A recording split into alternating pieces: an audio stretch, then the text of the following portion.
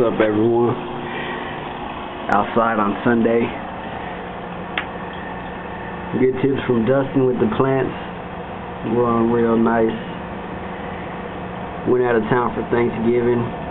They're all above ground blooming. Started out with just seeds. Just a week. My fish tank had a crack in it, so had to take everyone out while I fix it. Nice little crack on the side right here. The seam came apart.